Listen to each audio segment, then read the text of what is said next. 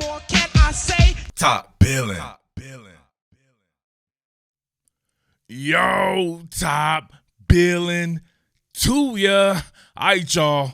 One damn day before the draft, and it can't get here fast enough, man. I'm tired of all this crazy speculation, tired of the smoke screens, and definitely tired of people taking that to be the gospel, and they'll believe whatever somebody comes out with or whatever news there is. Wash, rinse, and repeat every single damn year.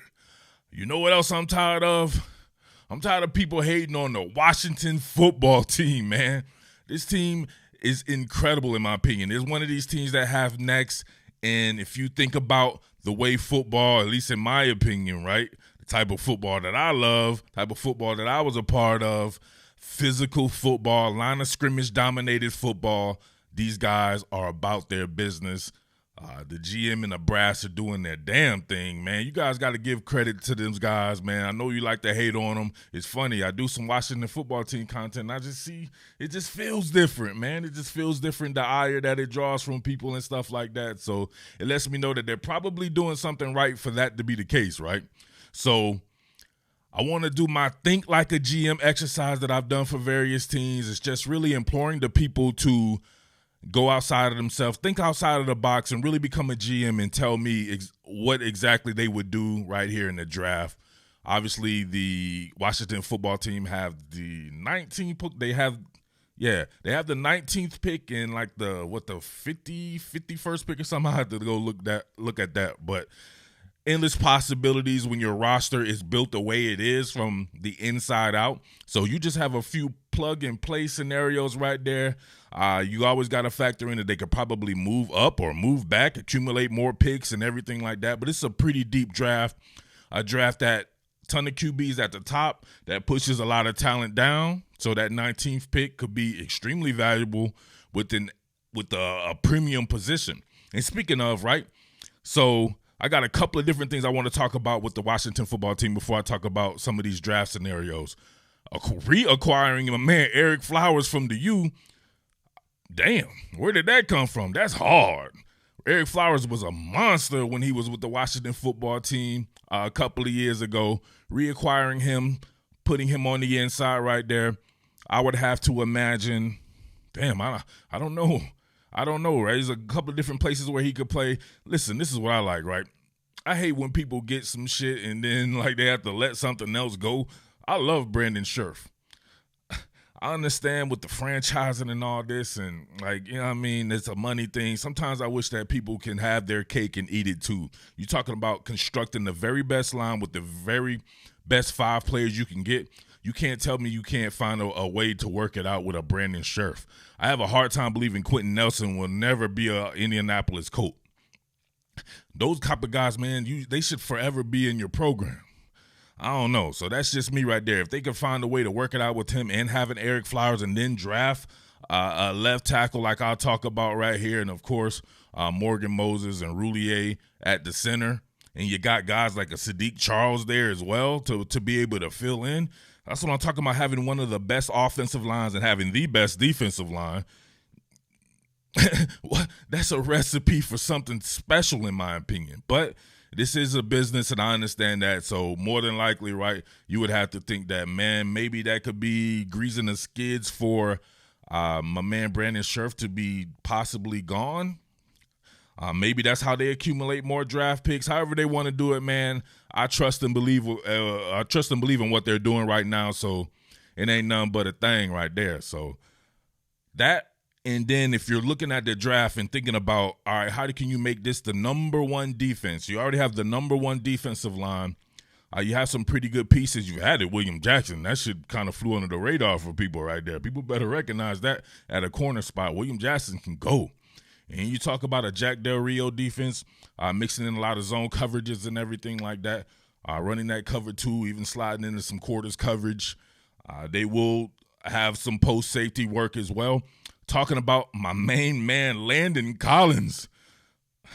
Please, man, please don't get rid of Landon Collins, right? Not Scherff and Landon Collins. Landon Collins is one of these guys, man. He's just a straight-up leader, trying to convince him to play a linebacker position. There's better ways to go about it. You don't have to call it linebacker. I've played in the defense where we've been based out of big nickel. If you just tell this man it's a big nickel package, you're going to run with 3 safeties like the New York Giants do, another team that's on the rise, right? Washington football team, New York Giants, 6 in one hand, half a dozen on the other. Come on, man. I'm going to love those battles right there for the foreseeable future.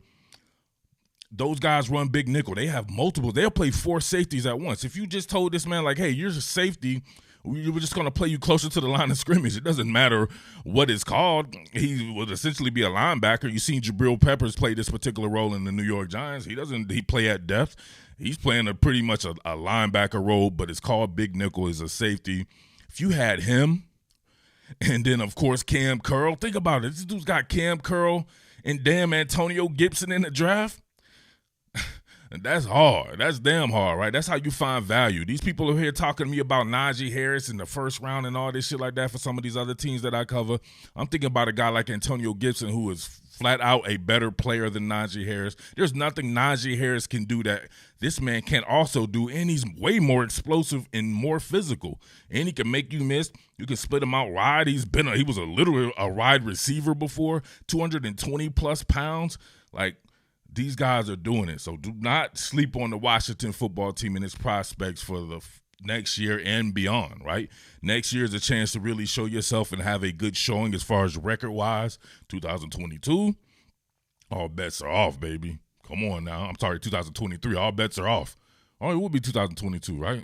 Look at that, man. I'm going forward. Fast forwarding, baby. Back to the future, back to the present or whatever like that. So, but as far as that goes, man, so think about that. Cam Curl, Landon Collins, and then draft a safety, right? So let's go ahead and get into the think like a GM. The first thing that I'm thinking about for them is it would be left tackle because I'm always about drafting premium positions. So it'll be between Teven Jenkins to me and Christian Darrisaw from the Virginia Tech Hokies. Between the two, I like Christian Darrisaw, but I'm not opposed to a Teven Jenkins as well. He's nasty. Both of these guys are very nasty. I think Darrisaw might be a little bit better of an athlete. I don't know, man. They're very similar. So to me, it would be like whoever's available right there. I particularly prefer my man Darrisaw or whatever like that, but maybe I might be a little biased, which I'm never. So, but if Teven Jenkins is the pick, he's definitely nasty. He has a physical nature about himself, finishing pretty much anything that he starts, right? Pause. He's going to finish you off. There's no doubt about that. And a guy like Christian Darrisaw, very much in the same vein. So any one of those guys right there with that 19th pick, if they don't see fit to do that, a guy like Trevon Moehrig, if he's there, and I'm talking about big nickel, then you have your guy who can run your post safety. Then you have Cam Curl. And Trevon Moehrig can also cover as well. You have Cam Curl. We saw him with a lot of duties on the tight end. Landon Collins acting as a pseudo nickel Sam, so pretty much a nickel linebacker. But don't tell him that, right? He would be a safety. Your third, Landon, you're just the third safety, baby. You're the first safety in a big nickel set. Why not tell him that? Come on, man. Jack Del Rio, you got to tell him that. Ron Rivera. So with Trevon Moehrig, who could play a post safety, who could also cover the slot, with that pass rush they're going to generate with the big six, right? The big six, man. Chase Young, Montez Sweat, Jonathan Allen, and Deron Payne, Matt Ioannidis, Tim Settle. That shit would be bananas. Trevon Moehrig, Cam Curl, Landon Collins all on the field at the same time. Then you think about the off-ball position, would be Bostic, and whoever you want to roll out there, man. So then maybe that's a position they should look for as well. So that's one of the guys that if they didn't want to go there, I was thinking about an off-ball linebacker type. And Jeremiah Owusu-Koramoah, I think he could be that for sure. It's funny, Jeremiah Owusu-Koramoah and Landon Collins are the same exact size. They're both like 6'1", 220 pounds, 221 pounds. Isn't that crazy to think about right there? So, and both of them pretty much the same, similar type of athlete. If you were to rate Landon Collins as an athlete and you moved him to a second-level player, which you're not doing, though. You're not doing that. You know what I'm saying? You're a safety. You're a safety. But if you were a second-level player, you would have very much similar traits to a Jeremiah Owusu-Koramoah. So you talk about the athleticism you could have there. You got to definitely still have guys who can stack and shed blocks, though. So that's not that guy's thing right there. He's going to be a run and chase backer, pursuit from the backside, pause, and being able to get it like that. So you would think of him in a role where you would see, man, I guess where your man Harvey Clemens plays. So I can see that for sure. There's no doubt about that. Moving on past that, man, there's some other guys that I think that could play that role if you were to go in the 70s. Maybe a guy like Dylan Moses from Alabama being heavily slept on. One of the best athletes that I've ever seen play, and that was in the high school when I saw this dude, right? And covering him, being as though I covered the University of Alabama for a living for various websites and everything like that. And in the Notre, I had the guy on my podcast and everything when he was in high school. The guy's a phenomenal athlete. He could definitely play a weak side linebacker role, or he could play pretty much that Luke Kuechly role as well. He's very much built like a Luke Kuechly, the same type of athlete, just being slept on, and that happens sometimes. Sometimes you can hang around long enough just to be slept on. I've seen it happen all the time. He was the shit coming out of high school on the cover of Sports Illustrated and everything like that, and now he's just, to me, hung around too long. That's just what it is right there. Now, I know the injury history or whatever like that. He's fine. He's completely fine. I know Washington football team people are very sensitive about players with injury history. Speaking of, you got to watch my man Davis Mills. If you didn't see that particular content item that I did about the Washington football team and his potential fit there, I think he will be an incredible pick. So you got to factor that in and think like a GM. But if you were unable to get him, one of the guys that I think that will be off the chain would be your man Kellen Mond from Texas A&M. Another guy, right? He was on the same team as Dylan Moses. So I saw all these guys when they came here to Georgia play, and Kellen Mond is incredible. I love his whip-it-like motion. He's throwing that bad boy. You know what I'm saying? I think there's some stuff that he can work on. I don't really like the way he holds his ball. I don't think he may be a little bit too high or whatever like that. Used to be Aaron Rodgers used to do that when he was in California. They can work on something like that. But who's got more snaps than this guy? 4 years of being a starter in the SEC, or 3.5 years under Jimbo Fisher, 3 of those years. And then it's the SEC West, so he's seen every elite defender to come through there, played against guys like Montez Sweat and everything like that. So he can't be a good option right there. I was talking about it with somebody in the comment section. We were going over the comp between him and Dak Prescott when they were in college, and they are very similar right there. Very similar statistics, very similar careers. Imagine getting this guy in the 3rd or 4th round or whatever like that and have him become a Dak Prescott. Whatever you can say about the Cowboys, Dak Prescott can play his ass off. So got to think about that. And Kellen Mond will be a great option there. And moving past that, man, there are some other positions that, but to me, it's really nothing dire. If you could get a bigger receiver, maybe Cam Sims comes through and he's that big receiver. He definitely has a lot of talent coming out of Alabama. And he's showing himself to be able to make some plays, but can the consistency be there? I love the addition of Curtis Samuel. Your man T-Mac, Terry Lauren doing his thing for sure.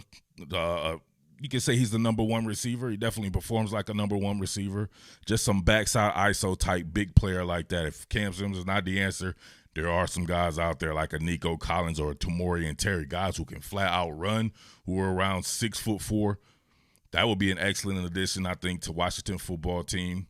And you got the Humphreys kid as well playing in slot. Man, I don't know, man. Even a running back, man. I love J.D. McKissick. Maybe you can get a little younger right there. It's not a big deal or whatever like that. But if you compare that man with Kenneth Gainwell, Antonio Gibson and Kenneth Gainwell back in the same backfield again, and the stuff that they can do, Scott Turner could do with those guys, let me know what you think about that. But a lot of shit to think about, man. So I want to know where you guys' head is at right now. Let me know in the comment section. Make sure you support quality content. Let me know if there's some stuff that I forgot about or whatever like that you're looking at for the Washington football team. I've got to mention a guy like Alex Leatherwood as well. I got to mention him with everybody. He's one of my favorite linemen. He's played the most ball. He saw the best competition out of all these offensive linemen, and he's played right guard and left tackle for 4 years in the SEC at Alabama. Been in 5 playoff games, won 2 national championships. Think about that. So support quality content. Make sure you like, subscribe, and tell a friend to tell a friend. I'm your boy Murph, the Underground King, and I am out. Peace. What more can I say? Top Billin.